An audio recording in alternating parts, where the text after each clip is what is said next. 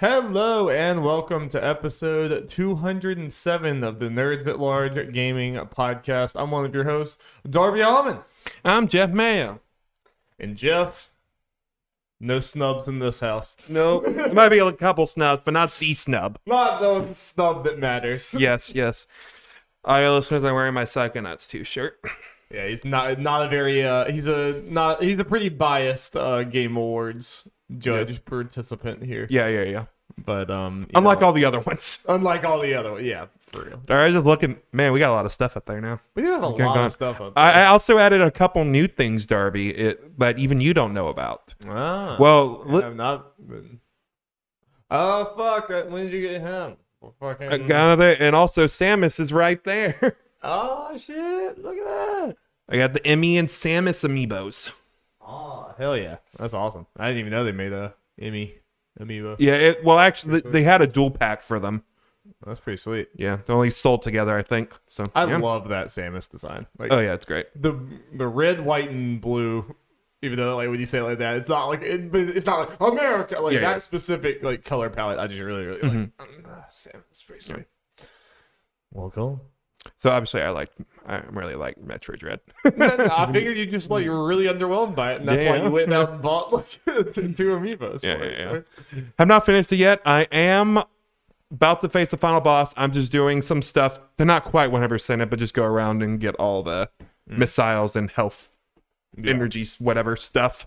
Then I want to get before I go in, but I should finish it soon. How much have you sweat? How much has Metroid Dread made you work for it? It made me work for it. Like, well, also, getting some of those extra energy and missiles, man, those are some of those difficult things in the game. You got the speed boost thing, right?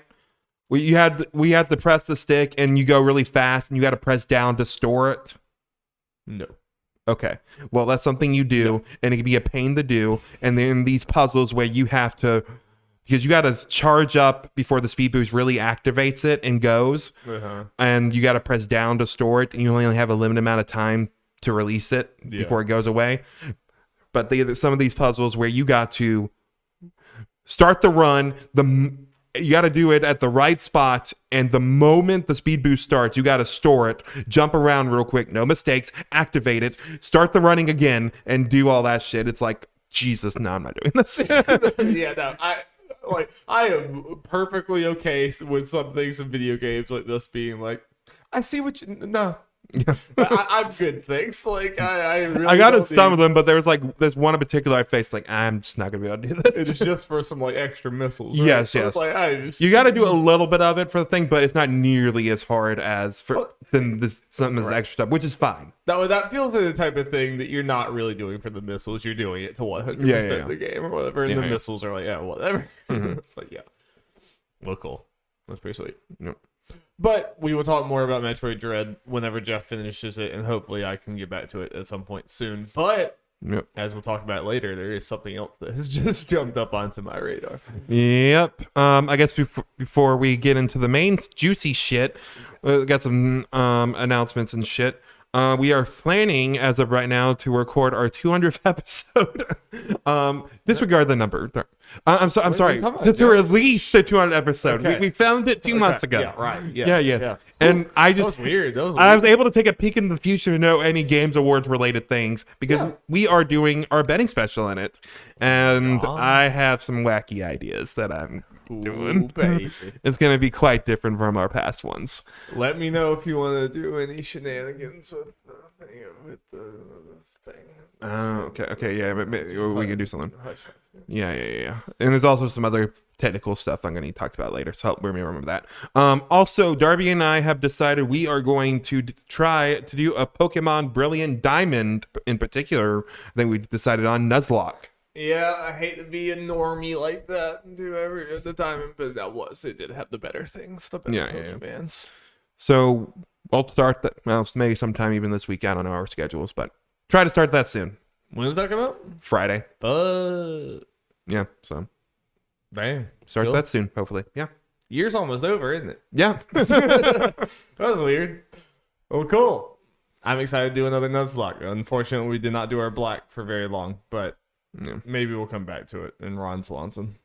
Yes. His good stuff. Yeah, as far as this one has Piplup, so yeah. And I guess for our viewers, was like, oh, why stop the black one and get as well? It's easier to do all this shit when it's just on the Switch. it is. And yeah, and it's timely, so maybe more views. Who knows? Maybe we'll see. Yeah, it'll be fun no matter what. Yeah. It's gonna be a very good time. The Sword Nuzlocke is one of my favorite gaming things. Indeed.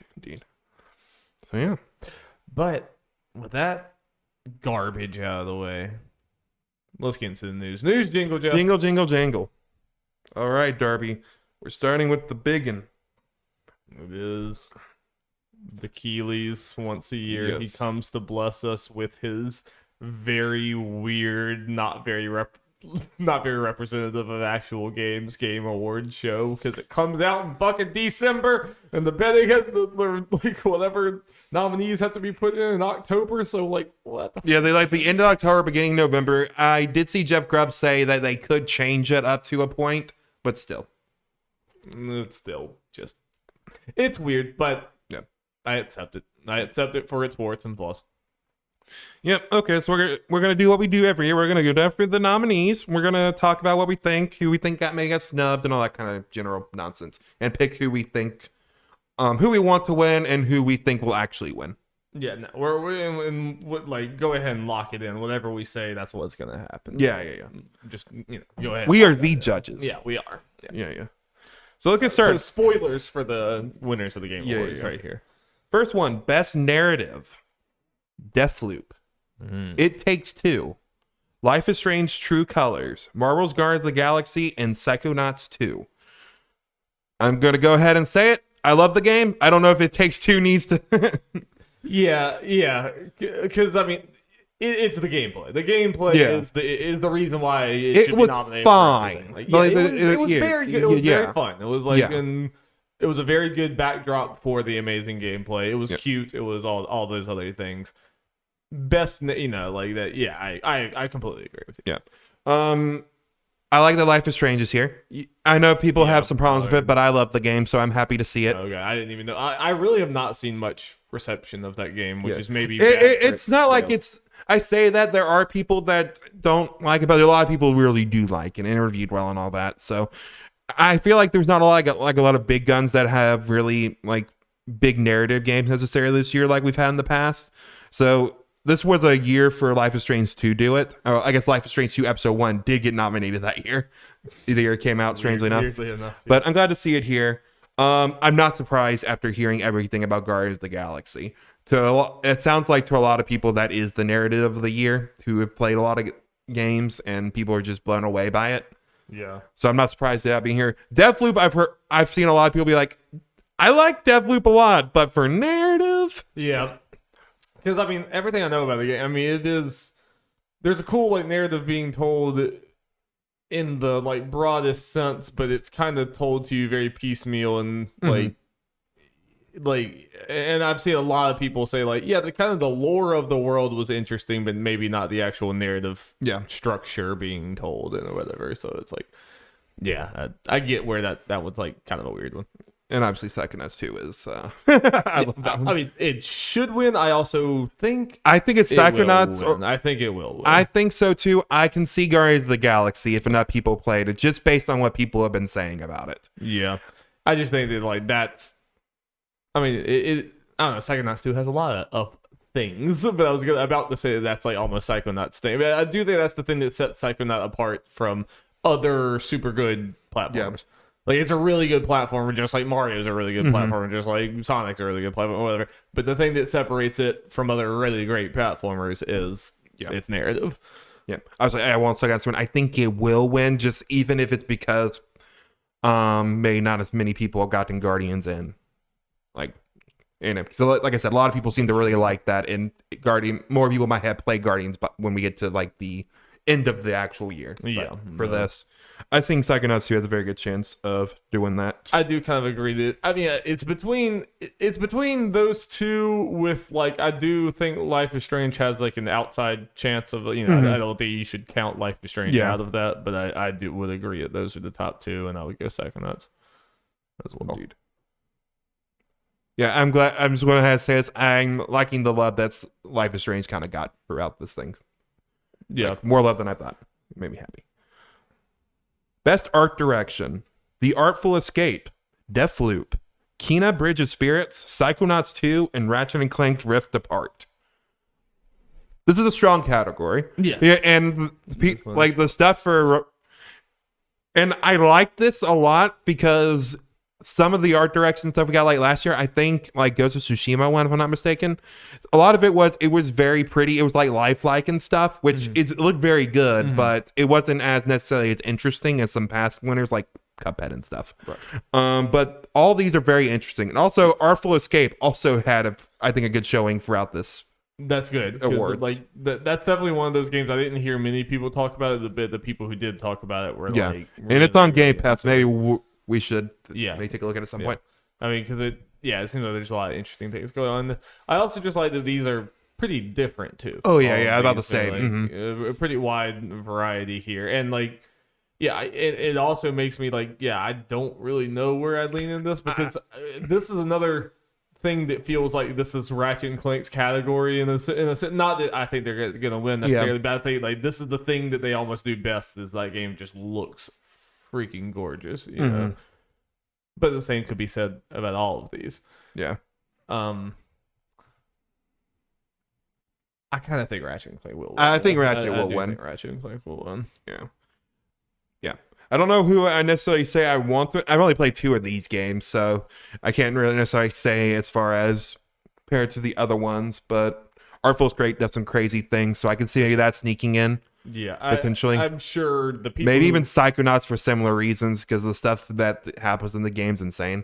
Yeah, and how they use art. Like, well, I'll say this because I don't want to spoil too much when we talk about this stuff, but like the music festival level, the one that they showed, the psychedelic looking level that they showed at E3 last year, I think, with the brain in the jar, Jack Black's, and then all that kind of shit. It's very crazy, and then obviously all the other levels do very interesting things as well. So. Right.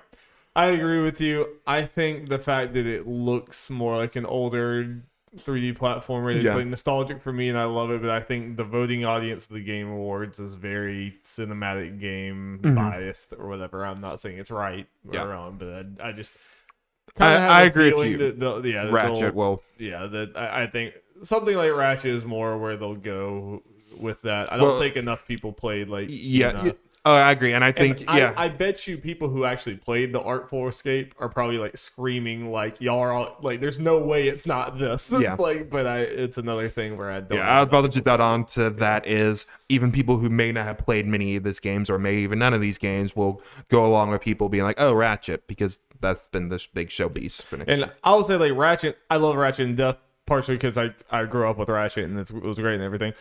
Nothing about Ratchet really stands out necessarily. I think it was just a very good Ratchet game other than the visuals. The visuals are the thing that like truly stand out because I mean it was a PS5 showpiece basically. Best score in music: The Artful Escape, Cyberpunk 2077, Deathloop, Marvel's Guardians of the Galaxy, Nier Replicant version 1.22474487139. And Jeff did read it out, I can confirm. Good, very good. I would be. This whole thing would be a sham. You know what I want to win. I'll just cede the ground to you for that. Like I understand it, dear us. I don't necessarily think it's going to win because I'm gonna think it's not enough people kind of played it thing. Yeah. Because I think Nier Replicant did well, but I don't think it was as big of like an. I don't think it made a bigger splash as Automata did. Yeah. And I feel like with the kind of game, some of those people might also lean to Artful Escape. There might be even some weird people who are like, well, a lot of these songs are old technically and stuff, and I get that.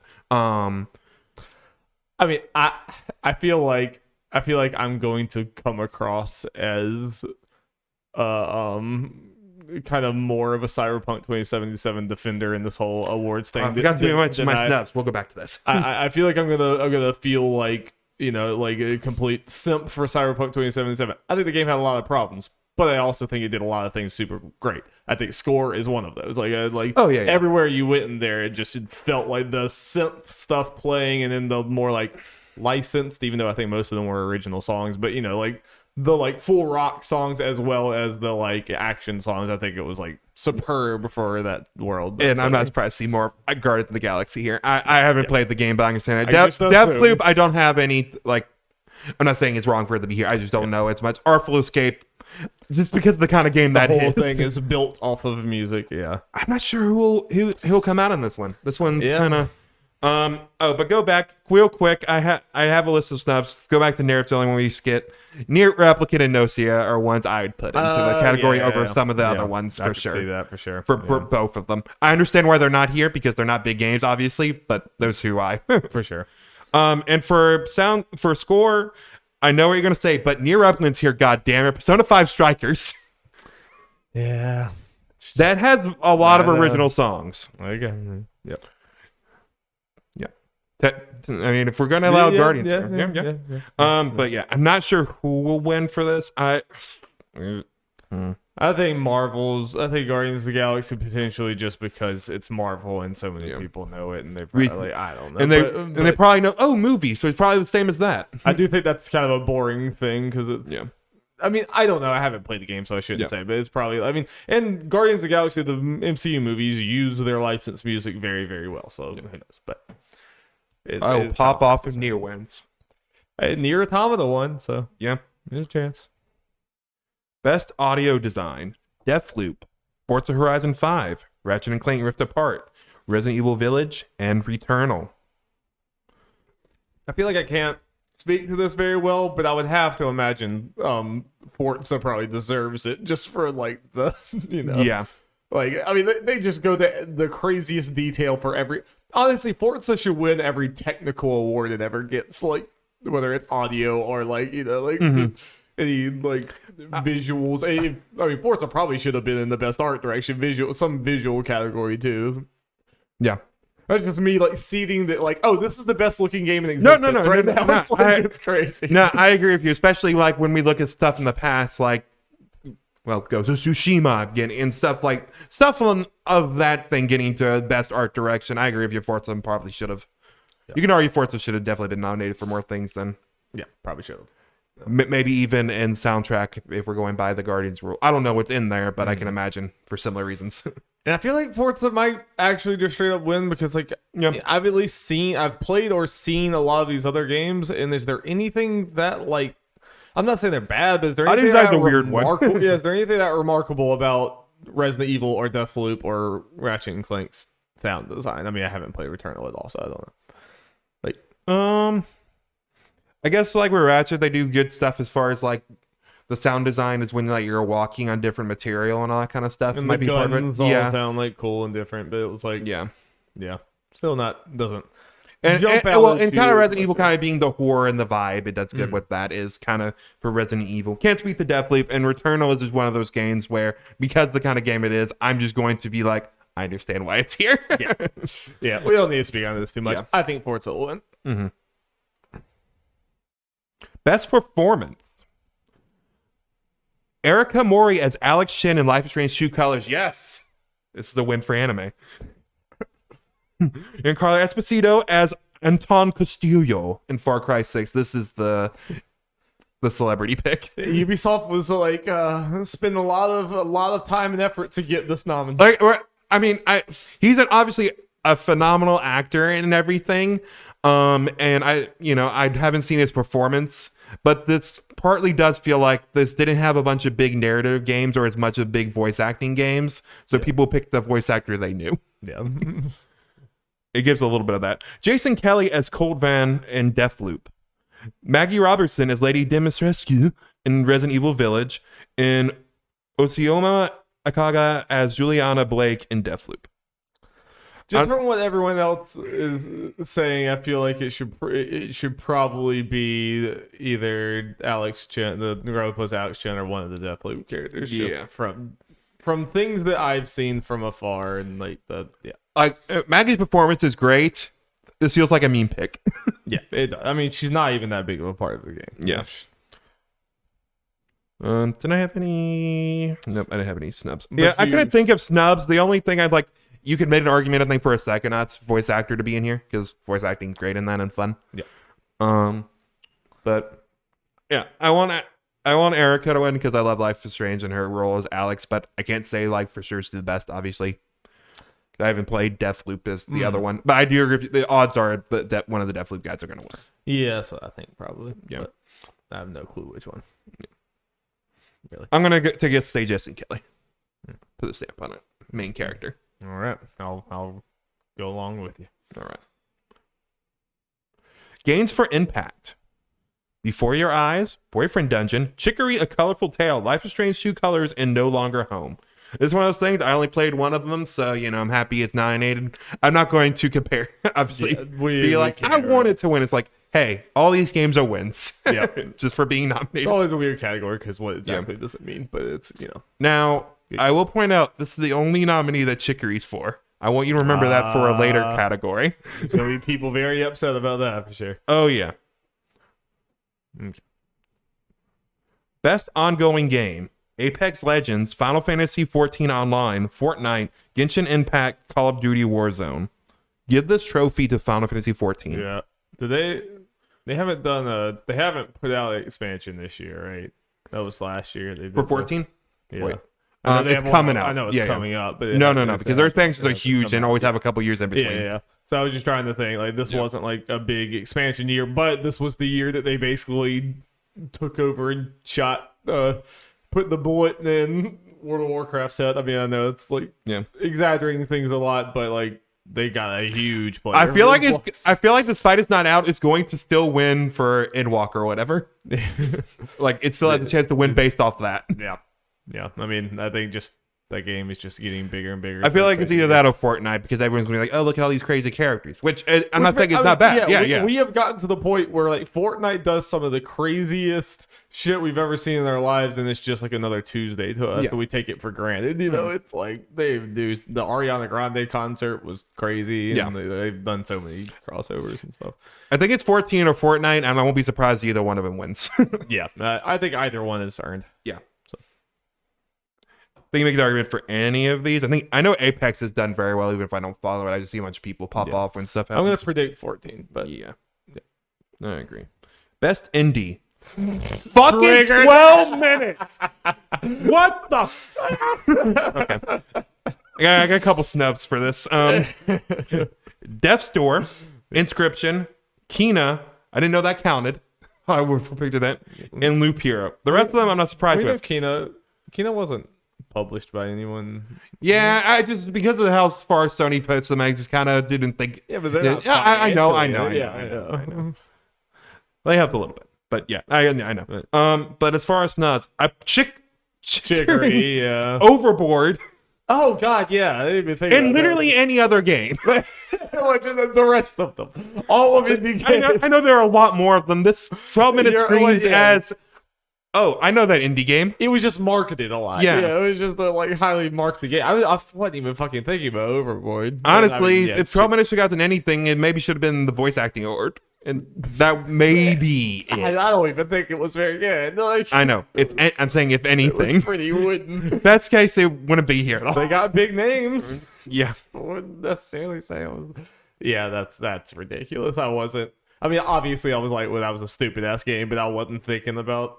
I mean, Chicory's probably the real, the answer that should be there, but Overboard was fantastic. Chicory, I am shocked it's not here. With all the love that got. But as far as who will win, I think it's going to be Death's Door. We're very lucky that 13 Sentinels broke through the wall last year. Yeah. I think Death's Door is probably going to win, but I'm not going to be particularly surprised about any of the other ones. Yeah. I will be surprised about 12 minutes and also mad. I have been seeing a lot of hype about Inscription. Which one of us or Jacob or someone should probably play that game because it does seem pretty damn cool. And Loop Hero was definitely a moment in time where it was huge. So I really don't know how to pinpoint this. I would probably agree Death's Door too, but I do think it's close. Yeah. I guess I will say this as far as discussion. I would be the most surprised about Kena winning because I felt like it kind of came and went. It's another game that I heard no reception of. Yeah. I literally heard nothing. So. No, people liked it, but it was kind of like Death's Door was one of the big ones I would say for this year, so I think it's got it. But yeah, Inscription does look really cool. I watched the Ally stream it for a little bit, and I don't know what's going on, but this looks cool. Best mobile game. Fantasian, Genshin Impact, League of Legends Wild Rift, Marvel Future Revolution, and Pokemon Unite. Pokemon Unite, even though I never played it on mobile, but Pokemon. Wild Rift is very good. I'm just not a mobile player. Yeah. Mm-hmm. I don't know what's going to win here. I mean, I guess I want Pokemon Unite to win. I don't know. I want either Wild Rift or Pokemon Unite to win, but yeah, I don't play either. MOBA supremacy, am I right? Oh, yeah, let's go, baby. Yeah, I'm not sure what will win. I could see maybe Genshin Impact getting it. I feel like it's talked more about. It didn't come out this year, which is weird. Oh yeah, it was already out on mobile last year. True. I don't know. It probably won last year. No, Among Us did. Okay. Which also didn't come out, I guess. But I mean, maybe it did on mobile. I don't know. I don't also care that much. But Pokemon Unite and Wild Rift are both very good games. Best community support. Apex Legends, Destiny 2, Final Fantasy 14 Online, Fortnite, No Man's Ski. I don't know. Probably 14. Moving on. Innovation and accessibility. Far Cry 6, Forza Horizon 5, Marvel's Guardians of the Galaxy, Ratchet & Clank Rift Apart, and The Veil, Shadows of the Crown. To be honest, I don't know enough to comment on this. I don't have enough to comment. I just wanted to highlight it at the very least because they did they got specifically accessibility experts to pick this, which is nice. Yeah, and those are the ones that you should definitely listen to. So just want to highlight this. Yeah. Hey, this is like gains for impact. Whoever wins, we all win. I mean, the fact I'm glad. I'm glad it's there because it's something that should be applauded and encouraged. So. Indeed. Best VR AR, Hitman 3, and its only fucking nomination. That's brutal. Overall, snub. Just everywhere. I Expect You to Die 2, Lone Echo 2, Resident Evil 4, Sniper Elite VR. It's gonna be Resident Evil. It is gonna be Resident Evil. I can't say who I want to win because I've only played Hitman 3 out of this. I'm happy it's here because it's great. Yes. But I do think it's Resident Evil 4, and I played Expect You to Die 1, so I Expect You to Die 2. I imagine is as good, if not better. So I absolutely deserve to be here, and I've heard nothing but great things about Lone Echo 1 and 2. I've heard good things about Sniper Elite 2, but I'm less familiar with that. So, yep. But yeah, Resident Evil 4 is going to win. But honestly, this is a very strong list of games that I'm happy to see. For sure. Best action game. Back 4 Blood, Chivalry 2, Deathloop, Far Cry 6, Returnal. Deathloop's going to win, I'm going to assume, because it's the only one in spoilers in the GOTY category. Yeah. As far as I think Returnal is going to be the number 2 list, but not that we're going to know. But I had for a snub I had on here. I don't know necessarily it will replace maybe Far Cry 6, but that's where Hitman 3 should have been. True. Yeah. But good stuff here. If for some reason Deathloop doesn't win, which again would be weird, it'd be Returnal. I also agree. I think it's between those two. Yeah, strong list, but I think it's between those two. Best action adventure game. It's basically game of the year, mini game of the year. +1. Yeah. Marvel's Guardians of the Galaxy, Metroid Dread, Psychonauts 2, Ratchet & Clank Rift Apart, and Resident Evil Village. Yeah. I feel like this is just gonna be spoilers for game of the year, which I also don't have a pick in my head for game of the year, so I don't know. Like I'm coming into this flying by the seat of my pants. So as spoiler for a future one, because It Takes Two is nominated for another category. It's not technically any of these genre categories, so I call it a snub for here. Okay, if this is supposed to be its genre, yeah, because if Psychonauts and Ratchet are here, this would obviously be its category for a genre. I don't even remember what category it is nominated for, but it's weird. Genres get so muddy and stupid. Yeah. So I'm going to call... Sorry, Marvel. It Takes Two should probably be here. Probably.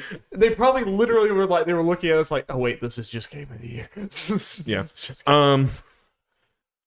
I don't fucking know. Because like I said, I'm not ready for this because I wasn't ready for game of the year. It's like, this is to be determined. We'll come back to this. We'll come back to this.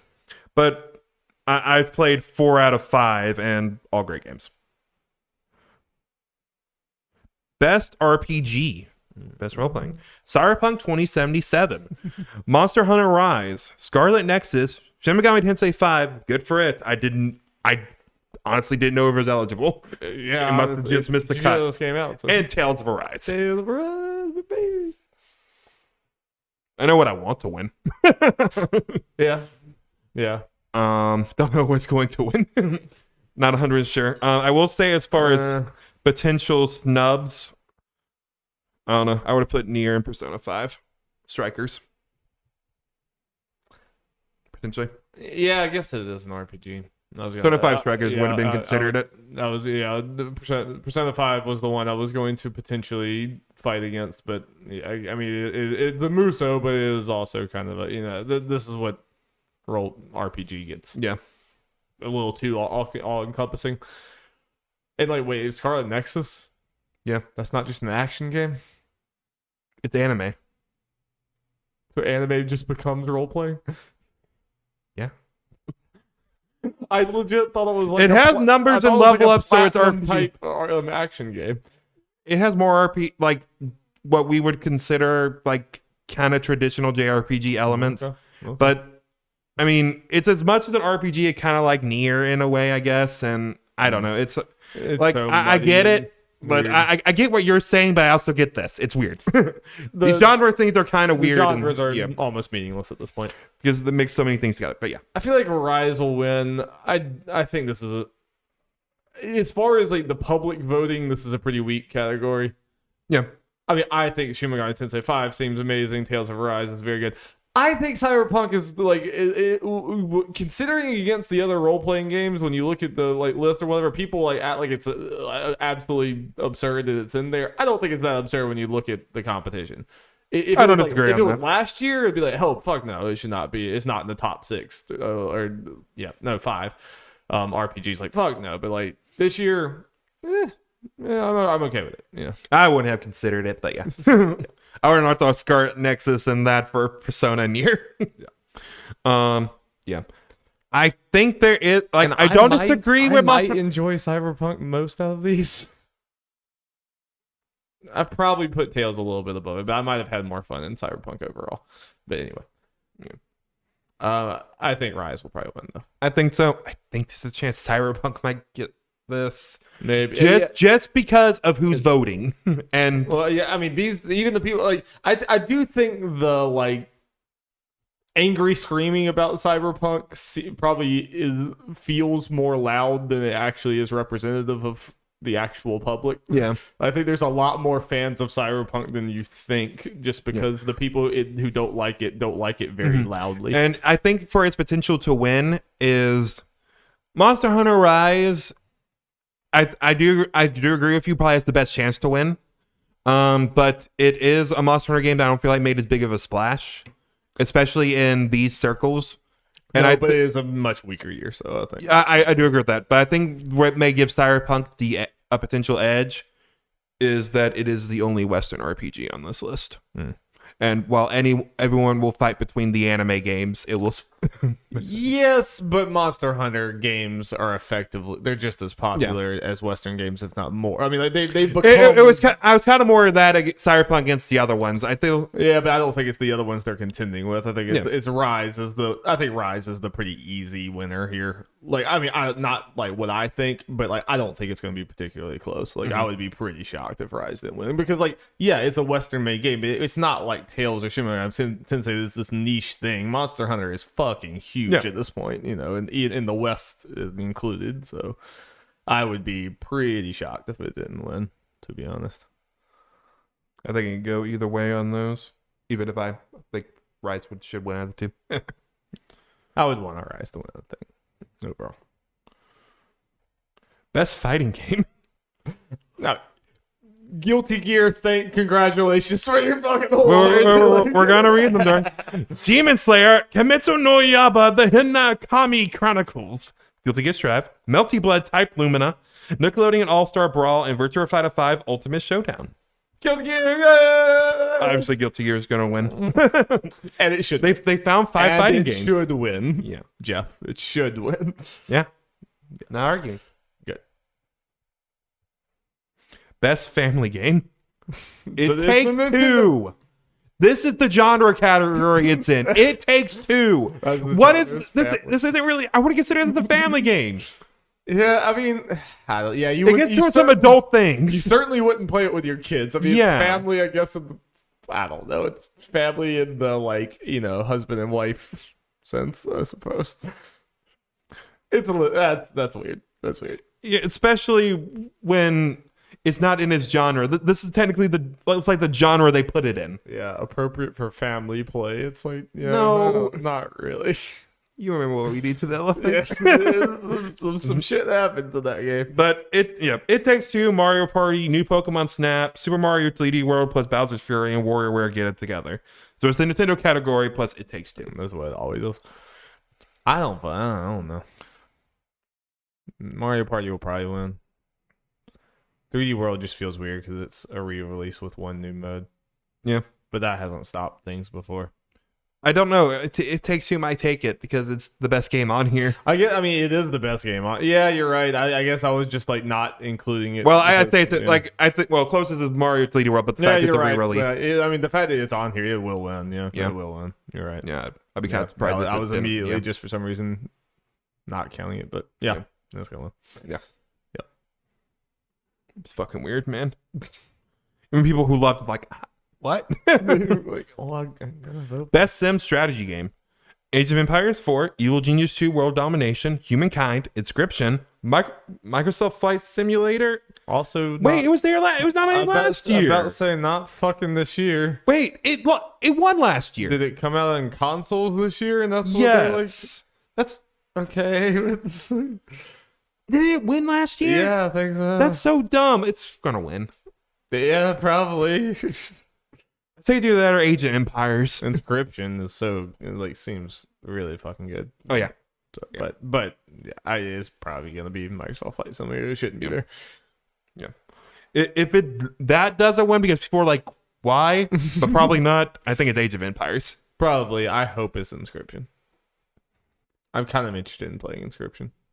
Like the things that I've heard, like that game gets pretty wild. Oh yeah. Best sports racing game: F1 2021, FIFA 22, Forza Horizon 5, Hot Wheels Unleashed, Riders Republic. Congrats, Forza Horizon 5. Congrats, Forza Horizon. I think it should win. Best multiplayer: Back 4 Blood, Knockout City, It Takes Two, Monster Hunter Rise, New World, and Valheim. Congrats, Monster Hunter Rise. I say It Takes Two. Oh, I missed you saying It Takes Two. Congrats, It Takes Two. Sorry, I missed that one.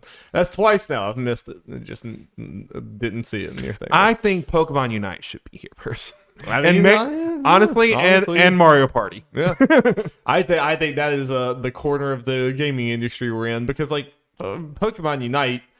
Trust me, Pokemon Unite is having a bigger moment than Knockout City. That's just already fucking got. I don't know. Yeah.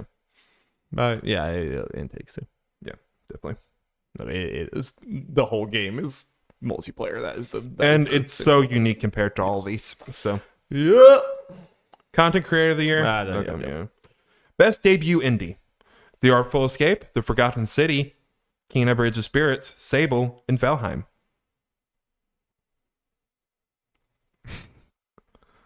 I don't know on this one. The only one I can cross out pretty quickly is, I think, Sable. Yeah. Maybe The Artful Escape. I'm thinking maybe Valheim. I mean, it kind of died off, but it was a very big deal for a little bit there. But it's also kind of early access. But that also, again, has not stopped the Game Awards whatsoever in the past. I would take The Forgotten City out, just because the people who played it really liked it. But I haven't seen as big buzz. Like, I feel like some people will pick Kena because that's what they know. They've seen it. Yeah. And it's kind of the same with Valheim. I mean, I'm kind of out of touch, but still the only times I've heard The Forgotten City is when you've mentioned it on this podcast. That's still literally the only times I've heard that game. So, but again, I am out of touch in a lot of ways. I don't know. I'm going with Valheim. I'm going to also go with Valheim. Most anticipated. We don't need the word. You want to talk about esports shit? League of Legends. All right, move on. Yeah. Valorant also had a very good year. Yeah. Esports athlete. Yeah. One of their players' name is Simp. Oh, apparently Alex said like that guy, his name was simp before because it like is short for something else, but it was before people started using simp to mean simp. So now he hates his name. That's hilarious. All right, best esports team. Who do you want to win, Darby? Someone. Cool. Sure. Just because it was for League. It's the only team I watched.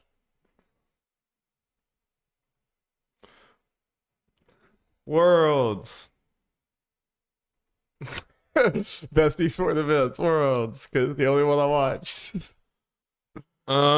Best game direction. I have nothing to say. This is getting into GOATY talk, so let's get there. Yeah. Oh, all right. The Game of the Year nominees, the biggins. Deathloop, It Takes Two, Metroid Dread, Psychonauts 2, Ratchet & Clank Rift Apart, and Resident Evil Village. Now, before we get into the talking who we think will win and stuff, let's talk about a couple things real quick. Let's talk about our predictions, Darby. We predicted Deathloop, It Takes Two, Metroid Dread, Psychonauts 2, Ratchet & Clank Rift Apart, and Forza Horizon 5. We did pretty good. We only got one wrong. Not bad. Hell yeah. And I think Forza didn't make it for two reasons. One, the timing, and two, it's very hard for that genre to make it in. Yeah. I do think both is a factor here. Because unfortunately, this was, I think, the year for it because, like, I played 5 out of 6 of these games. They're all fantastic games. I think deserve to be here no matter what the internet says. But it doesn't have a bunch of the big like, oh my god, mind-blowing games that the masses seem to. I still stand by what I said before. I don't think any of these games would be nominated if they came out last year. Not a single one of them. Like, there's a chance for one thing, but I don't think a single one of them would be nominated if they came out last year. Just for example. But yes, they are still very good games. For sure. As far as who the fuck's gonna win, yeah, I think snubs are like Forza and Returnal, maybe. Yeah, Returnal those were the two big ones that I saw everyone like, why aren't they here? Yeah, and everyone pointing to why they not here in Ratchet is. That's what I only played Ratchet. I didn't play Returnal, and I love Ratchet. I would prefer Ratchet, just my type of game or whatever. But like everything I've seen, I think Returnal is a more deserving game or whatever. And then obviously I don't know enough about Marvel. I think Marvel is one of those that's more of like your personal preference type thing. Yeah. But like Returnal is just like a fantastically made game. You know, it's just an achievement. And I agree. As much as Ratchet and Clank I love to death, you know, it would probably be one of my favorite games of this bunch or whatever. It's still like I can't deny that it's, you know, it's not a whole lot special about it. Yeah. But that being said, I don't know, Jeff. Do you have any? Are you leading anyway? Because like this is hard. I don't even remember what I said back then. Or did we predict the winner back then? I don't even remember what I said. I think I might have predicted Metroid. I think I did. I think we kind of talked, but I don't know if we actually gave full-on prediction. I think I gave a Metroid prediction, which I'm still somewhat leaning towards, but Metroid, if it won, I know this is not the indicator for everything because it's a simpler game overall than other ones. It would definitely be the GOTY winner with the least amount of categories like it's nominated for other categories. Yeah, because it's only nominated for 2 counting this. What was the other one? It's action, adventure. Yeah. Nothing else. True. But I guess you think about it like what else would it potentially have been nominated for? Maybe audio design. Because like definitely not soundtrack, but his audio design was very kind of tame, the way you think of Resident Evil and stuff. Intentionally so, yeah. That was the only one I think would potentially be in. I might actually go Deathloop. Actually, I think I might have predicted Deathloop. I either predicted Metroid or Deathloop. I've seen people immediately go to Deathloop because it's the one with the most nominees, which a lot of times and Arcane, Bethesda is a big... Yeah, I think I'm going to predict Deathloop, but I do not feel confident.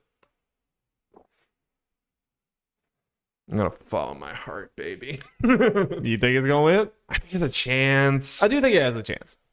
I mean, I legit think like any of these have a chance. Yeah. Yeah, I think literally any of them have a chance. Yeah.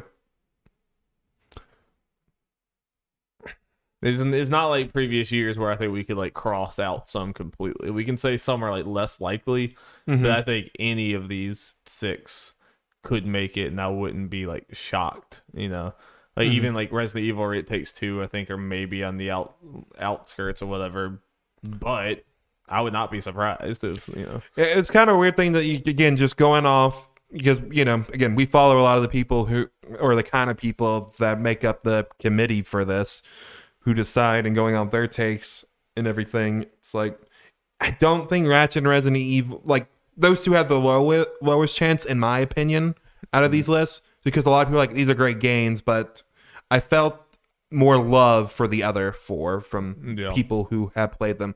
And honestly, I felt like I've seen more people be overall enamored with Metroid, It Takes Two, and Psychonauts from people who played it, even than Deathloop. But I think Deathloop out of these has the numbers. It like the more certainly people is the play, most popular, would be the probably, reason outside it of would Resident win. Evil. I would think. Yeah, I agree. I mean, obviously, me personally, It Takes Two is just beyond a shadow of a doubt, I think, the best game for me. That might have changed for you with Metroid and stuff, but like, Oh wait, you said It Takes Two? yeah, I mean, Psychonauts right my there. personal. Oh yeah. But inside Psychonauts, yeah. But I've mentioned It Takes Two is my number 2 right now for game. Yeah. No. But maybe Metroid 2, I don't know. We'll see. Yeah, I'm gonna predict Deathloop. What are you predicting? You predicting Psychonauts? I'm gonna follow my heart, man. So nice. Again, I don't think. Yeah, like I said, I don't think it's a bad pick because I think like Ratchet could have this argument I just said for Deathloop, but the numbers Ratchet you could argue might have that as well. Yeah, it could. So For sure. very good list of games though. I agree. And I'm happy the thing didn't happen where people were like, "Oh, well, we can't have this many third-person platforming games, so buy Psychonauts or It Takes Two or whatever the fuck." Yeah, no. If they earned it, they earned it. Yeah, feels good. Okay. All right, T. Good vibes, Jeff. You know what's not good vibes? Yeah. Fucking Activision. That's what's not good vibes. Never. At least not for a while. When's the last time we had good vibes from Activision? Oh boy. Oh wait, I know. When Crash 4 came out. That was a pretty good vibe. There was a slight bright spot, It but it also- was all shit around it. But And it crashed and burned and like sold like 3 copies, but it was good vibes. you didn't have to bring that up. What a fucking shame. So yeah, we don't always talk about this stuff, just because I don't know. There's not always a lot to say, but I don't know. I feel like this is big. So the Wall Street Journal, particularly their writers Kirsten Grind, Ben Fritz, and Sarah E. Needleman, posted a giant article about Activision CEO Bobby Kotick, saying he knew for years of the sexual misconduct allegations at Activision, which is not a surprise to anyone. But it's one of those like, well, here's kind of more confirmation to it. And Darby does, oh boy, does it get worse from there. Not only was Bobby Kotick, know the allegations, he was kind of also a big problem. Again, not really a surprise. I'm gonna have a few select quotes. I'm gonna go over the place. Just got a couple little things here, Darby. This is a quote from it. Over the years, Mr. Kotick himself has been accused by several women of mistreatment both inside and outside the workplace, and in some instances has worked to settle the complaints quickly and quietly, according to people familiar with the incidents and documents. One big example is in 2006, one of his assistants complained that he had harassed her, including by threatening in a voicemail to have her killed, according to people familiar with the matter. He settled the matter out of court, the people said. And there's kind of other stuff that pretty much he said, yeah, that happened. And then the spokeswoman's like, hey, he just had a little episode, it was no big deal. It's just a normal thing you do. Yeah, normal CEO behavior. Threatening to kill your employees. Yeah, I was gonna go through this big thing before we talk about it, Dory. Jen O'Neill, who was made the co-leader of Blizzard, this past summer. Yeah, she was just more of like, look, a woman than we thought because they paid her less than her male equal. Great. Guys, you're being accused and sued for sexism and sexual harassment. Even if for some reason you don't think she deserved it, because sexism.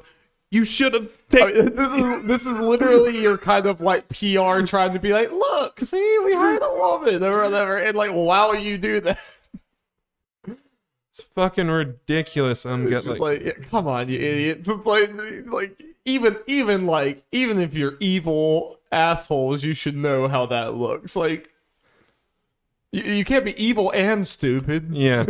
Oh, and there's an email sent out like over the summer to employees. That was what's her full name? Fran Townsend. It was in her name. And it was very bad. I think we talked about it. Apparently Bobby Kotick actually wrote it, and Townsend had to step down and take the heat for it. Of course. And I think there was one more I had. Oh yeah, and the because after all this came out, a bunch of Blizzard employees staged a walkout today and had I think 100 to 200 people do it, and with a lot of people working at home and did all that. And I was thinking you were more pessimistic, rightfully so, when we talked about this earlier before a lot of this stuff came out, that nothing would be done. And Darby, I hate it, but you were right. Not because you being right, but because because the board members said straight up, no, we're standing by this man. We believe he is the answer to Activision's future or whatever bullshit. In other words, he's our best case to make money. Yeah, because when you're rich and you own the company, you're at the top there or whatever, you get away with just about fucking anything because everyone's future is tied up with you and like everyone owes you favors and all this other stuff. I mean, it's also partially Jason Schreier, who's obviously been very familiar with this company. He's very familiar with every company on Earth or whatever. He has also emphatically many times said Bobby Kotick is never leaving. Like, it's not going to happen. Like, and short of him fucking killing someone, it's not going to happen. Which he threatened to do. Because it shows you like that he probably has options to do something like that because with you see it time and time again with people with this much money and this much power, they just become just narcissistic, insane, corrupt assholes who just have people who do fucking anything for them. He probably does have someone who would, at a drop of a hat, kill someone. It's crazy just how dysfunctional and just corrupt almost every one of these big companies seems like they're at the top. Like, I'm sure maybe there's some example of some rich billionaire actually being a good person, but I haven't seen it yet. Haven't seen it yet. It's pretty damning every single time. It just like this much power and money just seems to do something to people. Yeah. I don't have much more to say about this, but I figured it's one of those things that just kind of be out there. Nope, and it's the type of thing that if any other person at Blizzard had done this, they would be probably kicked out. I mean, even just like we already saw. I mean, with the real Jesse McCree and all the other people that were involved with all this other bullshit immediately ousted, rightfully so. But well, and it's like if us as lowly employees, like at our jobs, if we did anything to that's slightly to harass a woman or anything, we'd be fired. Yeah. At our jobs, rightfully so. Yes, but yes, but the playing field is not even close to equal. Yeah, can't imagine even doing whatever the fuck. Yeah, okay. Sorry, let's talk about anime. Let's welcome to the anime podcast. Cozy vibes. Let's just get Darby, some cozy genocide. My favorite kind. Genocide.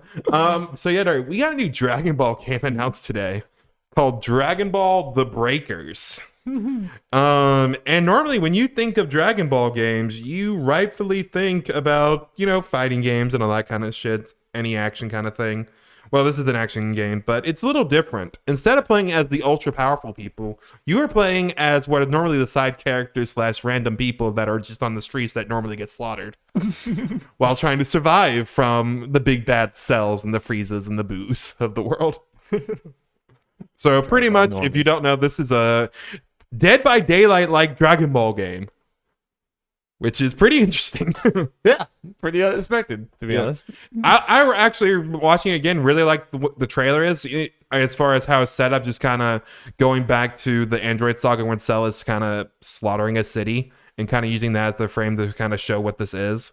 Yeah. And the CG looks cool and stuff, and it's kind of interesting that you're playing as Oolong, an anthropomorphic pig who's been there since the beginning of the series. And I don't think anyone had their bingo card he was gonna be the star of a Dragon Ball game. Ever going to play as him. Yes. And one of the characters in there was also early Dragon Ball Bulma as well. Mm-hmm. So they're kind of playing around the timeline. They actually did confirm after the fact is in the Xenoverse 2 universe, which doesn't mean much because you can do whatever the fuck you want with this. You're fine. Doing some way to make this canon or make sense or something. You don't need to, which I'm gonna do a little rant here, Darby. With like Dragon Ball anime fans, some of these video game fans in general, seeing complaints about, wait, how does this even make sense and all that? Why would a rocket launcher work on Cell? Who wanted this stuff? Where's our normal action game is? I've seen you same people complain about these people not taking risks. They do something different here, or if they're doing something different here, regardless of the quality, it definitely looks budget. It has a decent chance of just being straight up bad. That's not the point of this. Just the concept of it, I think, is cool for a Dragon Ball game. Yeah. And people were just being like, why? And who wants this? This just looks like shit. Why are you wasting money on this? And all that kind of stuff. And going back to the rocket launcher, why does it work on Cell thing? Who the fuck cares? I saw this argument with fighters of why Yamcha can beat up Beerus. It's a video game. It's a fucking video game. That's why Budokai games are actually, the Budokai Tenkaichi games are actually bad, because I had fun with them as a kid, but Super Saiyan 4 Goku or whatever the fuck was so much stronger than everyone else. No, I don't want power level accurate fighting games. Doesn't make for a fun game. It's like, no. Like, yeah, no, I agree. It's like, this is, anytime you see one of these big IPs like this that by no means needs to take risks, they make money just fine not taking a risk, I kind of like to see them. There's probably some smaller dev that they gave this to. It's like, sure, that's an interesting idea. Put, see how that works with the Dragon Ball universe. And it seems like overall they did it in an interesting way. It's like, if they obviously set out saying we want to make a Dying Light type game, or Dead by Daylight type game, whatever. Yeah, that type of game.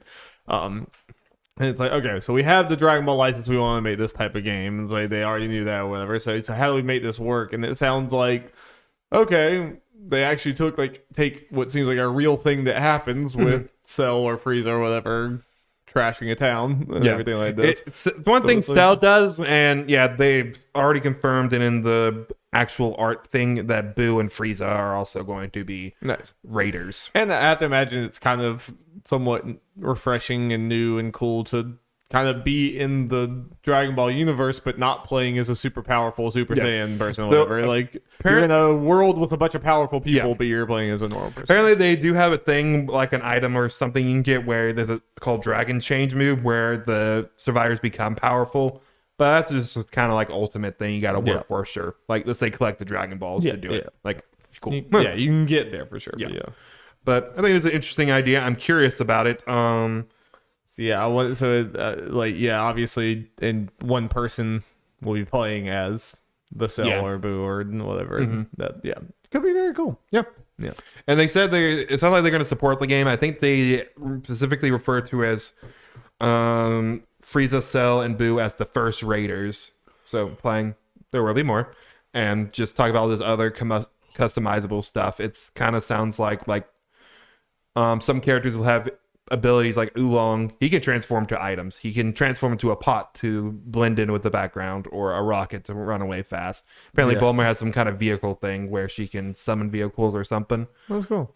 I mean, honestly, just in general, like, anytime you have these big IPs, kind of what we've been talking about with League and Pokemon, all these other ones, when you have so many different characters and such a wide-ranging lore and everything like that, you can make so many different types of games and it still work within the universe or whatever. So it's like, I'm always like, fucking go for it. If you have this big IP, like, don't just make the same fighting games over and over again. It's like, you could make a horror game. You can make this, or maybe that wouldn't work with Dragon Ball, but you can make all different types of games. The same like how that would work. So, Yep. I'm gonna get a water real quick. All right, Derry. Time to talk about Beyond Good and Evil 2. That's the last time that's been a good thing. When was it announced? Nah, it's a little long. That's it. This comes from Tom Henderson from Video Game Chronicles. He put this in a tweet, so I'm gonna read all this shit. There was a little update, but yeah, this is how it started and made me sad. Beyond Good and Evil 2. The game is suffering a development crisis from a lack of a creative direction since the title went into development, which was worsened by Michael Ansell's departure from the studio in September 2020. Michael Ansell's the creator and stuff of Beyond Good and Evil. Never a good sign. What's worse is the game currently doesn't fit with Ubisoft's future ambitions and goals with future titles, of course. The game has been described as Skull and Bones 2.0. And although the game hasn't been canned officially, some developer believes it's a matter of time before it is. It's been difficult to corroborate this information, which is why I've had a difficult time publishing a report. However, I hope this sheds some light on what is going on in the title. If anyone has more information or wants to reach out, the DMs are open.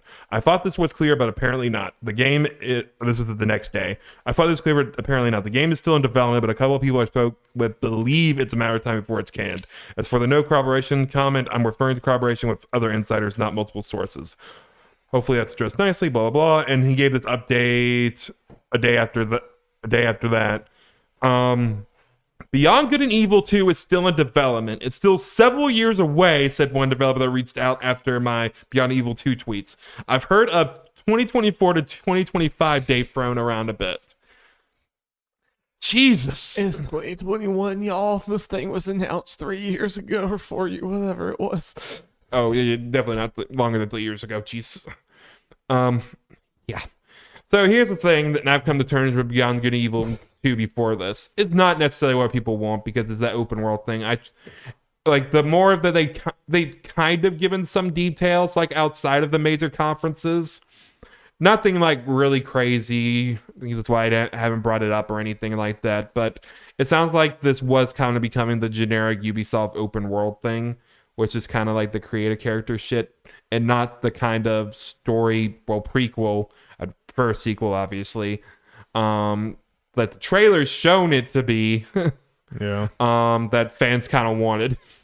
I think that stuff's going to be in there, but it wasn't going to be the focus, which Beyond Good and Evil is a straightforward, action story-driven game, and then they do this, which could have been cool, but it looks like they focused too much on the open world based on what they showed and not the actual story of it, which that game ended on a cliffhanger.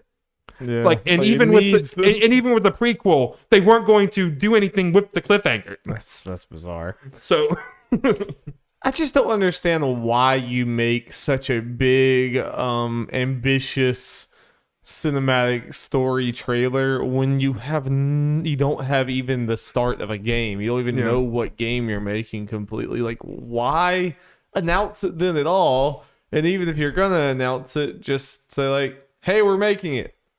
Yeah. Stay tuned. That's all you need. It's also, why do this whole big thing when you don't even know? You might be scrapping on it. The game, the final product might be nothing like the thing you're making now because you don't know what the fuck you're making. So I thought probably Ubisoft wanted some. I can't even remember what happened around then, but Ubisoft probably wants some goodwill. Well, I'm criticizing Ubisoft. I'm not criticizing the devs. I agree. Why? Yeah, and it's also from me to Ubisoft. Why the fuck greenlight this in general and try to make it into something that you want to make this to make the fans happy is the reason you would think that they would make this. Bring back this long dead franchise, give it the sequel people wanted. But they didn't even they were doing that, and now that's going wrong, and now they're probably going to make it even further in the opposite direction of what people actually want. Because it's apparently not fitting into Ubisoft plans, but at the time, people were actually worried that it was fitting into Ubisoft's current plans. But those have changed into, again, farther away from the goalposts we actually want. Yeah, that's what happens when you start making a game and then the company decides we want games like this. And it's well, we've been making this thing for 3 years. Yeah. What are you talking about? It's well, that's not what we just said a week ago. Yep. It's well... And let me backtrack, I guess, a little bit and kind of, correct myself or whatever. For as far as what the game was, that apparently was I just remembered the original pitch / vision for the original game, but technology wasn't there. So they were kind of doing more, at least style-wise what they wanted to do. So I mean, it's not like it couldn't change. Yeah. To be, the modern God of War is nothing like the old God of War. Yeah. It's better.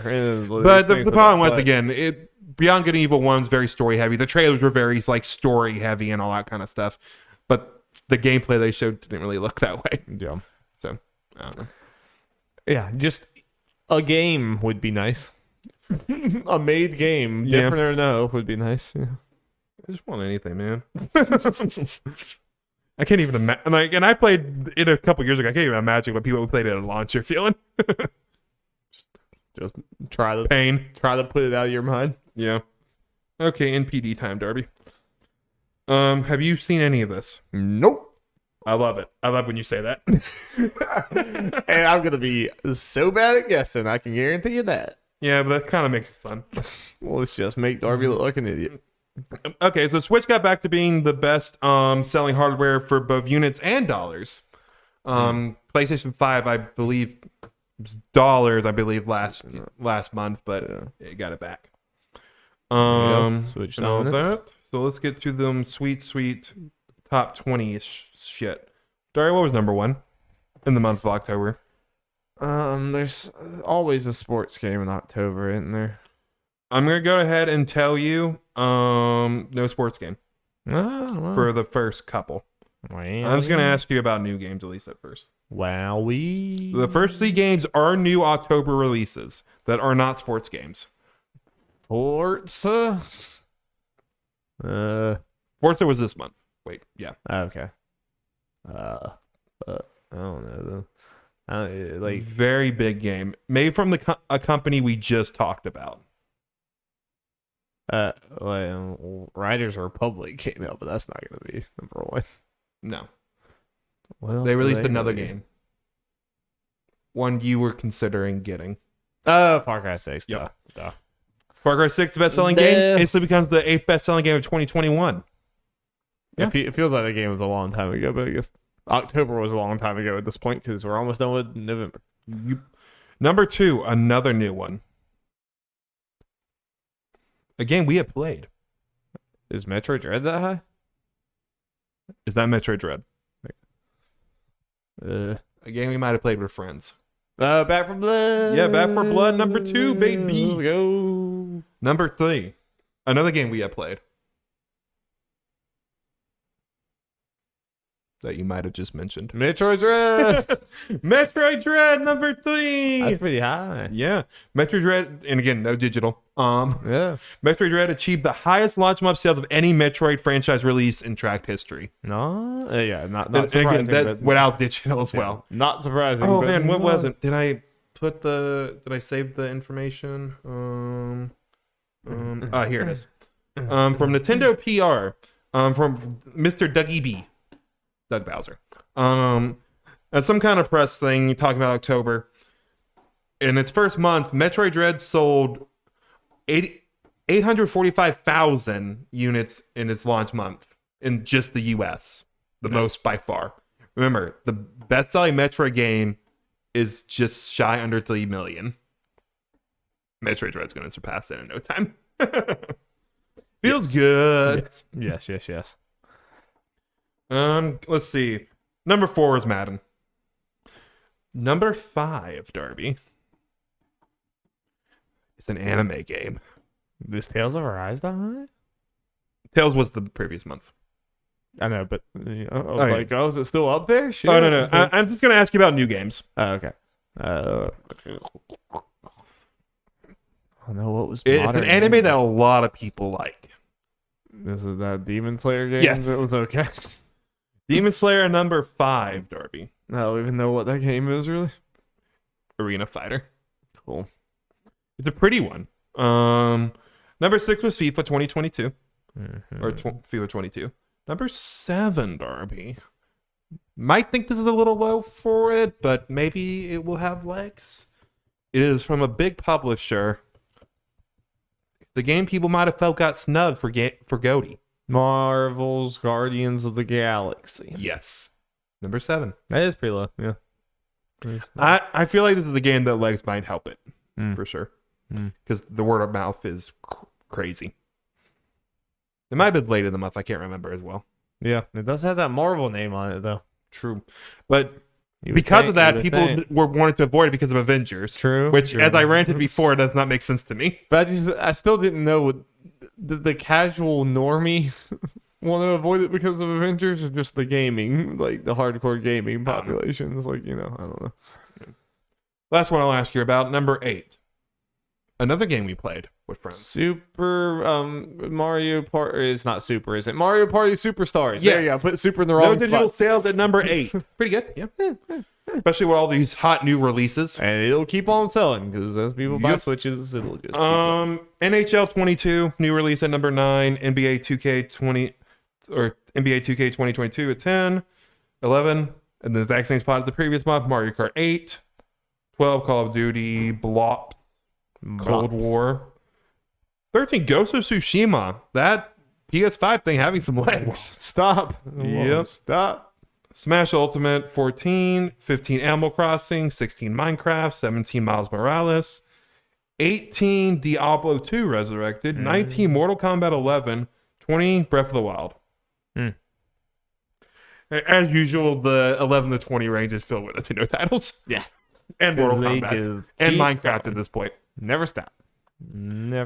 Yep. And let's see here. The top 10 best-selling games of the year at this point. Not much has changed since the previous month. I'll go down there real quick. Call of Duty Cold War, Madden NFL 2022 at 2, MLB The Show 21 at 3, Resident Evil Village at 4, Super Mario 3D World at 5, Miles Morales at 6, Mario Kart 8 at 7, Far Cry 6 at 8, Minecraft at 9, Assassin's Creed Valhalla at 10.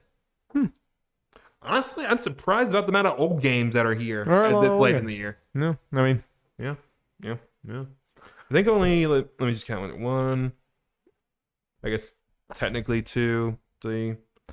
Half of them are new games. Yeah, we have had a little bit, feels like less of like the big blockbuster games that people like, That's fair. More niche or indie stuff that has been, or just smaller games. Good month, lots of good releases. Things seem to be doing well. And also very important, I don't know if you remember, Darby, but I had a news story where NPDs were bought by someone and we were worried that maybe we weren't getting information. Correct. Yeah. Looks like we still are. So that's a win for anime. It's a win for anime. Oh, you know what else is a win for anime? Other news? The other news. I see an anime boy in there. I see an anime boy right there. So my segue was not incorrect. Yeah. Darby, Halo Infinite multiplayer got shadow dropped yesterday. Hey! At the Xbox 20th anniversary show celebration thingamabob. That's surprising.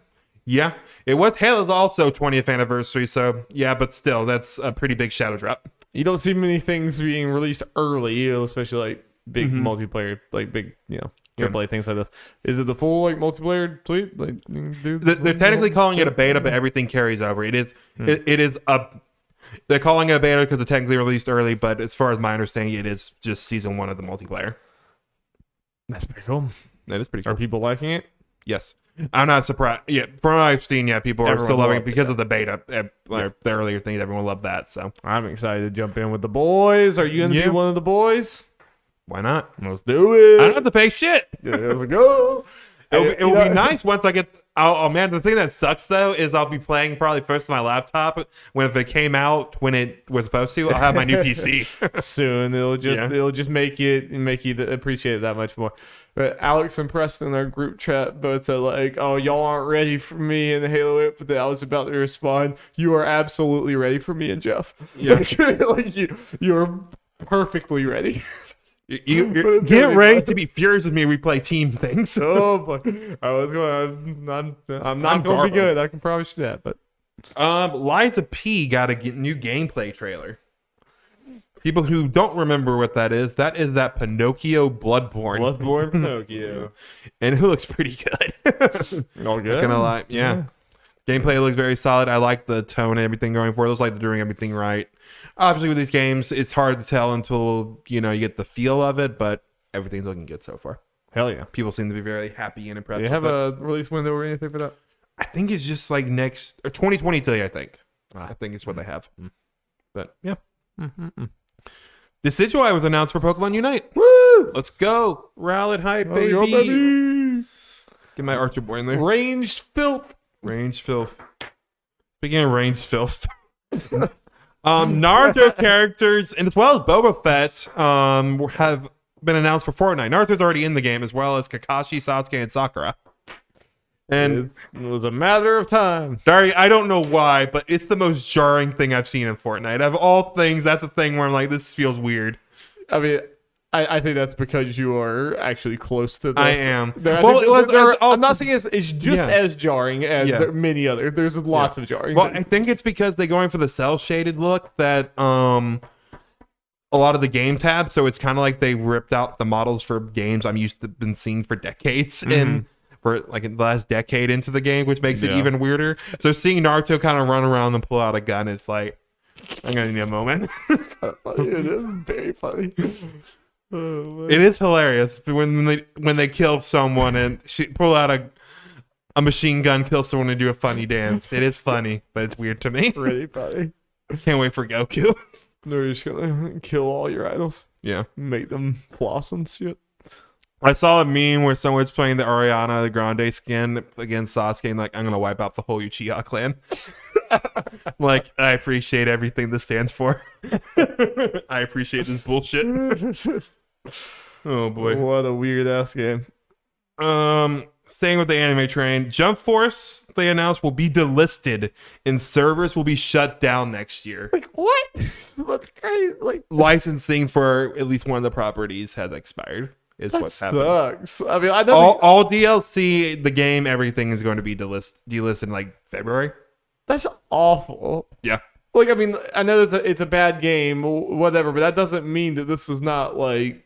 Yeah. I think I've seen too many people like, oh, haha, whatever. It's like, no, this sucks that a game could just be sold for like 2 years and then like, it's gone forever. It's like, I don't care how bad you think the game is. That sucks. You know, it's like.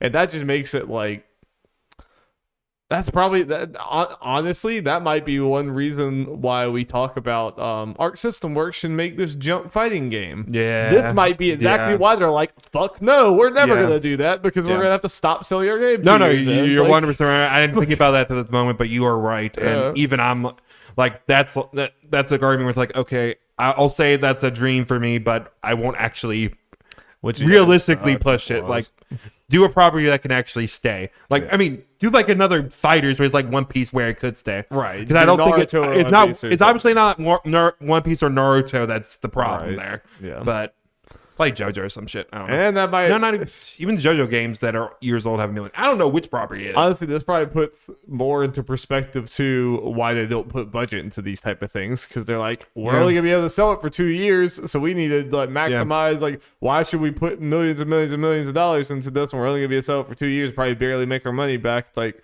we need to just shit something out that's gonna make a lot of money because it's the license, but it's not gonna cost very much to make, so that we make a profit off of it and then bounce. It's like that probably. I kind of wish I knew what the property, like the property or properties was that's the issue here. Because my mind again, so you know, we can get rid of you.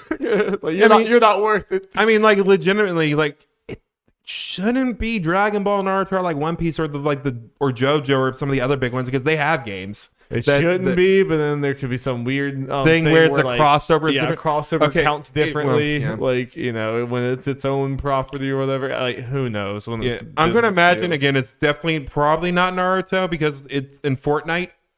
I'm not saying that can't be taken off at some point, but I feel like if there's some weird thing like that, it probably wouldn't be in the game. Well, in fact, it will. Like, these Fortnite skins are only sold for the season, and then they're gone forever. So like, Naruto's only going to be available for like a month, and then he'll be gone at least for purchase. He'll be gone forever. So this is dumb. Yeah, it is. All right, let's talk about League of Legends. Let's talk about League of Legends. I've never been happier to hear you say that. I feel relevant on the podcast. And dear listener, if you have stayed after I said that statement, no one knows why you have, but hello.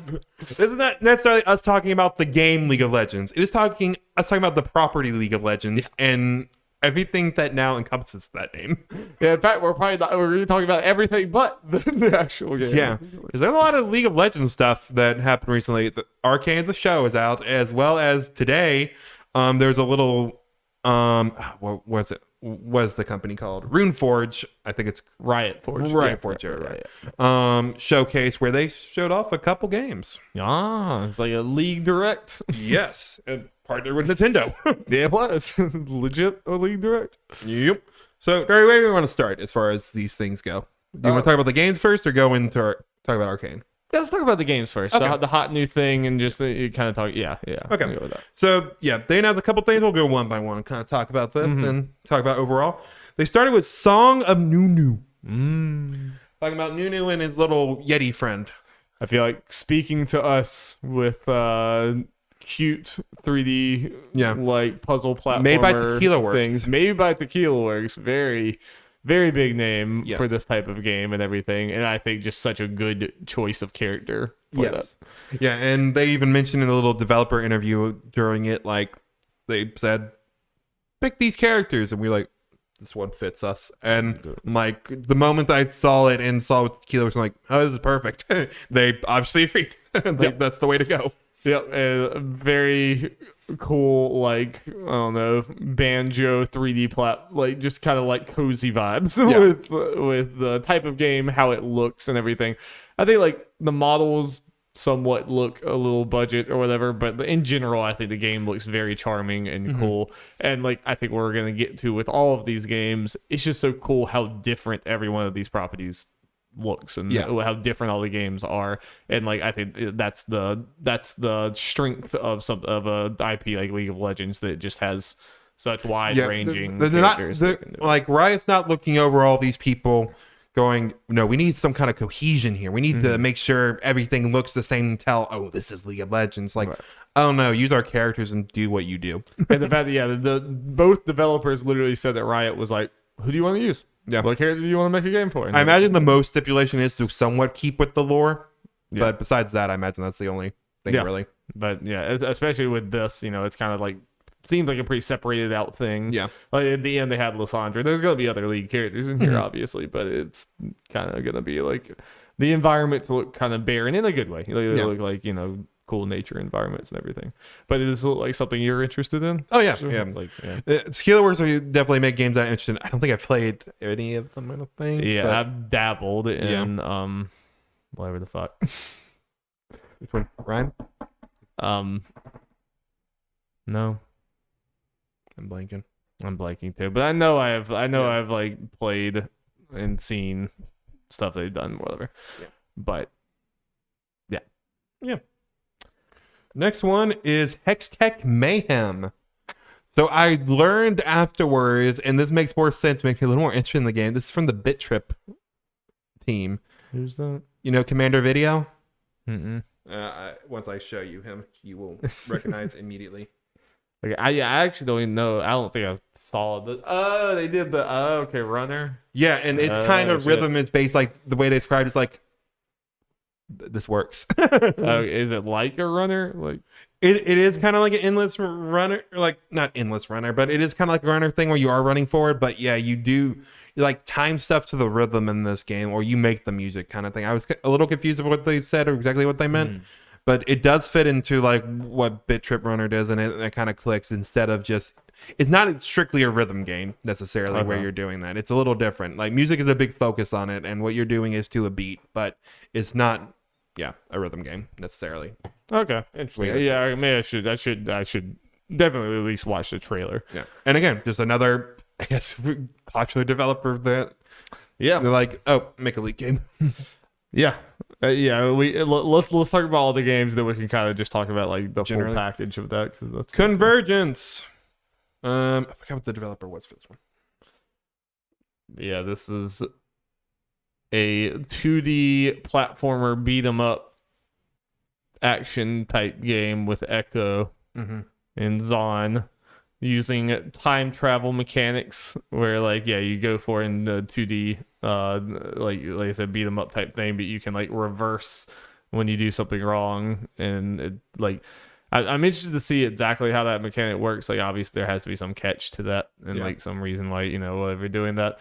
But in general, I think the art style for this is like really, really strong and looks totally different than any of the rest of these or any League thing. Oh yeah, and it looks really cool. Yeah, I'm interested in the time travel thing as well. It's like just a get out of jail free card thing is.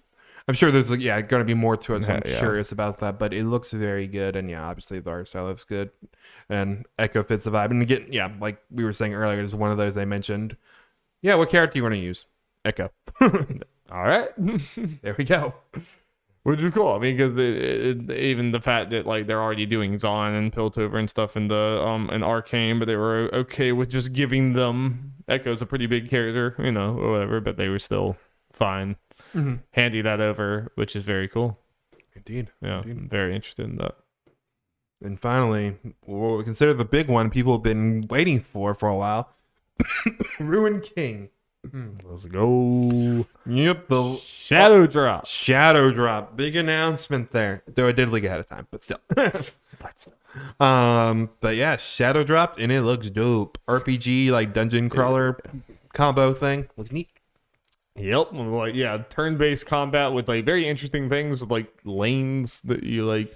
Yeah, I'm not really sure how that works. Obviously, just playing the game. The little concept they were talking about, like you have a speed lane, so if you want to do something really quick, if you need to like heal really quick or do something, so it's like I imagine that's something maybe your enemies could use also. So there's some strategy of like, do I save this thing up or do I just send it? Like, I would be very interested to see that. Yeah. It sounds like the developer said it's very much like an amalgamation of their previous games, which people apparently like a lot, Battle Chasers, and there was one other they were talking about. But I think this, I'm excited for all these games, but like this is definitely just because the League, there's so much League lore and so many League stories or whatever, and this is the one that seems like is pushing the most of that. Probably because like all the other 3 games are kind of focused on like a character or two. While this one is like you have a party of 5 characters, and obviously a lot more characters will probably be involved in the story, and there's kind of more overall lore for sure. And the Ruin King is like this plot line they've been like pushing really hard this year with the actual Ruin King. The guy is a playable character in League now. Like this year he was put in.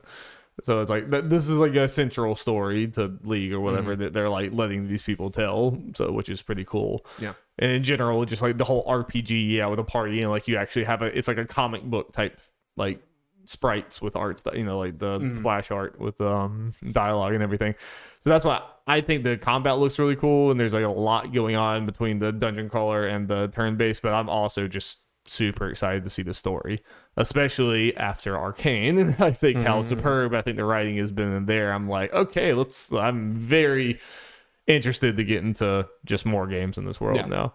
And just in general, I really like the way that Riot is tackling this, where like it seems like they have in-house or just partners or whatever, they have what is like probably the big high budget, like it's gonna take a lot to make full priced games with the fighting game and the MMO. I forgot the fighting game is Riot. With that kind of thing, like they have that, like they're wanting to expand League in all these different ways, and they have the big boys or whatever. But instead of just making us wait until 2023 or something, 2024 or something for those, they're also just partnering with a bunch of, they're almost doing the Marvel Games thing where it's like they're just seeking out developers who make cool shit and being like, what you want to do? Just have that be. They're also doing what we wish Nintendo did more of after Cadence of Hyrule. Just giving it to these very talented like indie developers, and just like go crazy. Do what you do best. Right. And like you get the games a lot faster, so it holds us over, and like then they're high quality, right? And right now it helps where like Arcane is such a big deal, and we're about to get to that, and it's such a big moment right now. But it helps now because it's like right when Arcane is becoming this big deal, it's like here's all these games that are like either coming out or about to come out. It just kind of it makes it feel like calculated, endless thing. Oh yeah, and obviously biggest thing or another big thing as far as them trying to get League as a franchise out there. Jinx is in Fortnite. Yes. Which I saw a trailer for her, like right after I saw the Naruto thing. It's like just immediately she at least looks, she fits better in there, just with her manner. And at least she's already shooting people with guns and doing all that. yeah, It's not crazy, quite as and yeah, not weird to see her do funny dance moves. No, very, very much. Yeah, not. And I think there was a lot of effort into her model and all those. Oh, for sure. Yeah, hers looks really good. Oh, yeah, and jumping around a little bit, but we talked about off mic about the fighting game. I did a slight research, and Jinx is one of the like 4 confirmed characters. No, of course. Yeah, and Vi was not, I don't think like fully confirmed, but saw something like apparently she was shown like on some kind of docket in one of the videos related to it. So she's probably a fighter. Yeah. She's gonna get there at some point. It's one of those where like all the confirmed characters have usually been by like a few seconds in a dev diary in the background on a camera recording a screen showing like a few seconds of their it's like that's been the reveals of characters so far. So, yeah, but yeah, in general, I think they're doing this right. Yeah, and it makes me very excited to see this game like expand out right as I'm getting into it. It feels like a good time. And we've talked about it. It's like great, like they've done it right. It's been the long con because they've set up all this lore throughout the last decade, and now it's kind of like, okay, let's use this stuff for a bunch of other shit. Like, yeah, let other people make games using our lore to make these games and stories and stuff, make a TV shows and all that kind of stuff. Yeah. But having all that lets you kind of move quickly and become like it's kind of how Marvel games has just blown out and out. There's like Marvel games being made all over the place, just kind of in the grand scheme of video games, pretty damn like instantly. And you can do that when you have just so much source material to cover. You know, you can go to these developers, and this is probably a lot easier for them than making their own IP or whatever. You know, it's like they might like making their own IP, but the fact that you can come up and be like, 150 stories, like 50 something stories. What do you want to do? All these different character designs and continents and stuff. Do what you do best. Yep. Yeah, and freedom is very encouraging that they're giving these developers, and like the fact that it's like we're gonna make all these different type of games. They might not all be for you, and that's fine because League is just gonna be this huge amalgamation of things that. Like Riot seems to be very comfortable with like you can not even be a fan of League of Legends, but you're gonna get it on Arcane or get it on Convergence. Yeah, I actually think about it. As far as like the variety in characters, it's like all these four games are, like we said, are crazy different. Yeah, but all the characters like fit in these art styles and the kind of game they are perfectly, despite originating from the exact same game. Yep, it's crazy. Yep, that's the strength of this for sure. Yeah. Yeah. And I think the strength is being shown in no better place than Arcane. Yeah. Which I think is, at least for me so far, has been far above expectation. I mean, I was expecting good things from the trailers and the like clips and stuff I've seen, but I was like, there's still like some League dialogue, especially since it's a game that has been around for 10 years. Some of it has been very cringy and everything that I've seen in the past. Like it definitely seems like it's gotten better over time just from what I've seen of like old like things to now. But like this, I still like, I've seen 6 episodes now. I stand by. I would recommend this to like anyone who's just interested in a sci-fi fantasy type story and everything. And I think you're a good example of that because you don't play League of Legends or any of that, but how you enjoy it? Oh yeah, it's great so far. Really been enjoying the characters and all that, and it's kind of fun not knowing League stuff, but knowing League is a thing and having some cursory knowledge, kind of guessing like this guy playable. Yeah. And yeah, I was able to do that more than the first 3 episodes. I didn't get it that much in the 4 through 6. I felt like there wasn't as not as many new characters, which makes sense because they set up it. Yeah, I was trying to think of I think there was at least some mentioned, but not straight. I think most of the characters were the same. Yeah. Which probably will be the case for them. I mean, they probably set up the characters they're going to do for the most part and go forward or whatever. Indeed. I'm still wondering, are they going to do just completely different shows to cover other areas and other characters, or is it just going to be other seasons of Arcane are just going to go somewhere completely different? It's still going to be Arcane, but it's going to be like we're in Bilgewater now, which everything. Yeah, it's like, I feel like it will be different titles for it. because it's arcane like League of Legends or League of Legends Story, where the fuck it is. So I imagine they'll do main title in League of Legends. I kind of hope so. Yeah. Because I think you could. All the different areas are so different, and I don't want it to feel like it has to all coincide with the same thing. You know, lore-wise, they're all going to be in the same universe, but like I want it to be able to have a completely different tone if it wants to. Well, and also potentially like with these games, if it fits the show and they want to, maybe a different show, like art style's different in some way. Yeah, true. Yeah, just whatever fits whatever they're doing. I definitely expect like 8 years from now, whatever the hell. I think we're gonna have like huge team up show / movie or something with like all of this coming together after like multiple different. Like I think they're trying to build like an MCU type thing. The very beginning. Yeah. I kind of mentioned to you like, well, they lost the MCU a while ago. This is the replacement. Oh, with the Netflix. Yeah. Mean, could be. Yeah, could legit be. Or fill that void a little bit depending how they go with it. But the thing is that may go against that is. The show apparently took like 6 years or something to make. But yeah. that is the part of it. I hope that they like branched off into different teams and started working on other things before this, or it might be in a while. But the work shows because animation is fantastic. So fucking good, dude. Man. Yeah. Yeah, I mean it is. It's almost like Red Dead Redemption 2 type of thing where it's like, yeah, it took you almost a decade to make, but goddamn, you can see why. Yeah.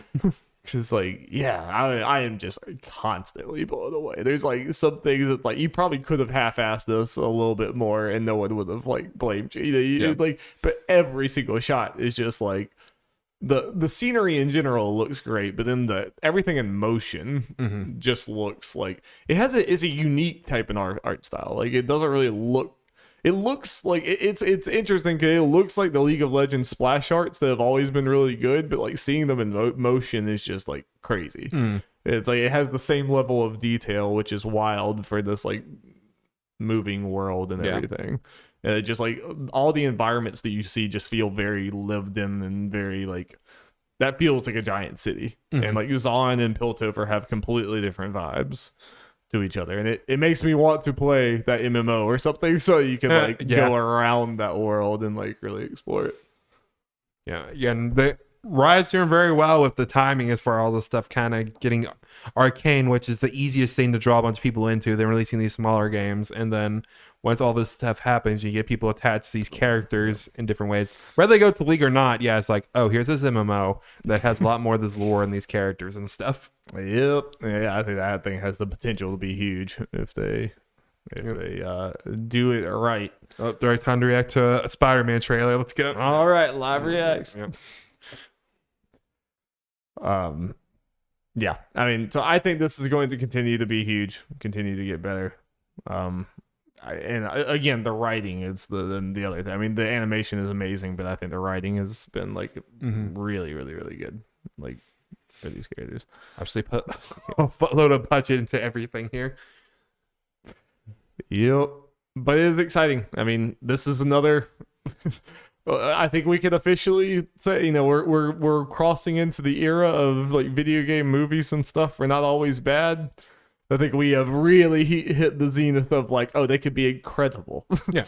And we all knew it. We all knew they could. There was nothing about them. I think me and you've been beating the drum of, no, this stuff could always have been good. People just didn't try. No, of course. I hated the whole argument of there's no way this stuff can be good. It can be good. There's no reason why it shouldn't. But even more than that, I do think we are heading toward. I think video game, movies, TV shows, properties like this is going to become the next superhero thing. Not that superheroes are going away, but I do think this is the next zenith point where that also means we're going to have bad, but it means that like they're just going to start making so many things like this. And I do expect like there to be Netflix series for League of Legends, for all these other things that like our parents get into, knowing nothing about it being tied to a video game. And it's going to be really weird for us. It's going to be like when my parents are like, oh, did you see the new Last of Us? I'm like, wait, what? oh. Is it The Last of Us 3 announced? What? It's like, no, episode 6. Oh, okay. Oh, shit. All right. God of War. Yeah. Could totally see God of War in the future being one of those. I hope they actually go through Kratos' whole journey. And show him having sex, and do I still do the quick time events just on my remote? Yeah. Okay. No, what you do is you do volume up and down the full experience, and it has a prompt on the screen to it suggests you do that. We will not continue until you turn it to max volume. Yes, we know if you're muting. we have the technology. Oh boy. Ooh, well, you got anything else to say? I guess nothing in particular. Yeah, I'm excited to try out League again, give it another shot, especially now that I'm have some connection to some these characters and some now. Yeah, and just I love. Obviously, I'm a sucker for connected universes and all that shit. So it's kind of fun, even if I don't get into League that much, the League proper. Like, well, I got his other shit. Like, I'll still be attached to the universe. Yeah, probably either way. Like, I'm obviously watching Arcane. I'm, Ruin King probably gonna play because it looks right up my alley for sure. And check out maybe some of these other games because again, these are just other games and genres and by developers I like. First and foremost, just like good games. Yeah, and then they like also just fit perfectly in these. Yeah, and depending how this stuff goes, it's just looking very good right now. We'll have to see, like, again, if like all these 4 games are good and we hear they're good, it's like, okay, whenever we hear like a League of Legends story game is coming out, it's like, okay, we can feel pretty good about it because Riot seems to know what they're doing. Yep, you just make that kind of Nintendo seal of quality. You just know that, like, these type of things are just generally good. And I am already anticipating the internet discourse of we're already at the point where people are like, we got too many Marvel games. I don't think that's the case. Yeah. We'll get to the point where another League of Legends game. I'm here for that. Bring it on. Bring it the fuck on. And I'm also just interested to see, like, will there be a point where it's like, like people who never expected to be in the League of Legends or whatever get into some, one of these games just because, again, they generally, where I do think League of Legends proper is some, like, gatekeepy is the bad word, but it's not.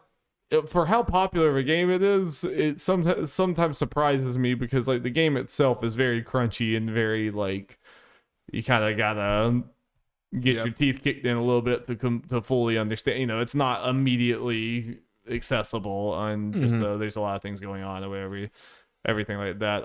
But it seems like everything around that they're expanding League of Legends to is trying to be very like, we want everyone to come in here and obviously they have this cast of characters a bunch of people, the players love, but then they see like the reception to KDA and stuff. It's like, people outside the League fan base can love our characters or can fall in love with all these characters. So right. I mean, we talk about the expansion. We just now mentioned KDA.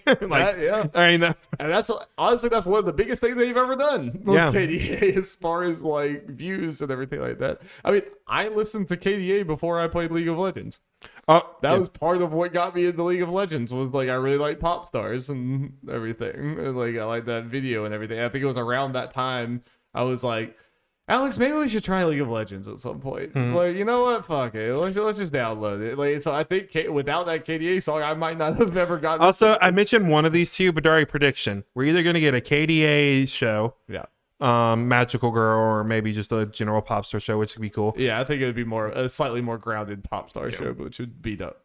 Also, a KDA actual rhythm game, like the I was wondering if this Hex Tech thing would have like KDA songs or something that you could like add on to it or whatever, but like maybe it won't fit that. I would be down for its own thing, and I probably would get it because I'm a sucker.